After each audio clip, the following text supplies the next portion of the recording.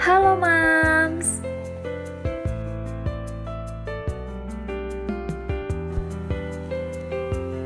Kebutuhan nutrisi di masa pandemi ini sangat penting loh Mams. Seseorang dengan imunitas yang baik tidak akan mudah terinfeksi penyakit, termasuk COVID-19. Daya imunitas kita pun dipengaruhi oleh status gizi dan asupan makanan. Dengan demikian, maka asupan makanan yang dikonsumsi harus bergizi dan sehat ya Mams. Nah Mams, nutrisi itu digolongkan jadi 3 golongan. Ada golongan pembangun, golongan sumber tenaga, dan golongan pelindung. Golongan pembangun ini meliputi protein hewani dan protein nabati. Nah, ada yang sumber kandungan proteinnya tinggi seperti susu, daging, keju, biji-bijian, dan ikan. Lalu dengan kandungan protein menengah seperti telur, kacang-kacangan, tepung, biji-bijian, dan susu. Lalu ada juga dengan kandungan protein yang rendah Mams, seperti buah-buahan dan sayur-sayuran. Lalu golongan sumber tenaga nih Mams. Contoh makanan dari golongan ini adalah sumber karbohidrat seperti jagung, nasi, kentang, dan singkong. Selain itu, ada sumber lemak loh Mams. Contohnya ASI eksklusif dan susu sapi atau susu formula. Selanjutnya golongan pelindung nih Mams. Terdiri dari mikronutrien yang mengandung zat besi seperti tahu, bayam,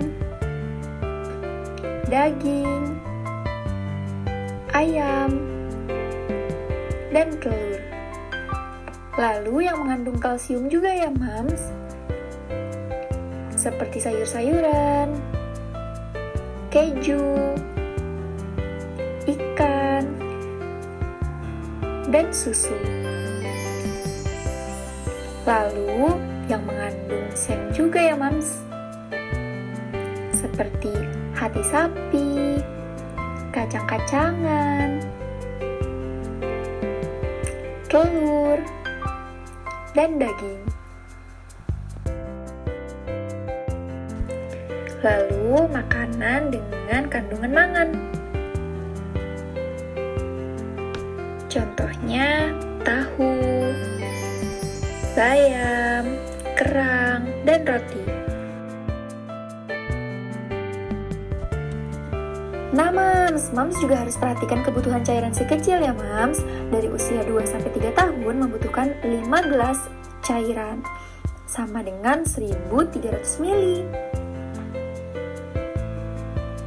Dan usia lebih dari 3 tahun itu membutuhkan 7 gelas air, sama dengan 1.700 ml.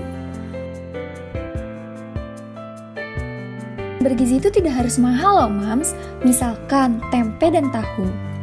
Kita dapat menginovasikan dan berkreasi untuk mengolah tempe dan tahu agar diminati oleh anak-anak.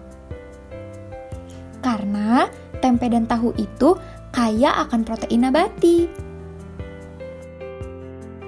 Nah, ini poin utamanya nih Mams, protokol kesehatan dalam pemberian nutrisi pada balita di masa COVID-19 ini.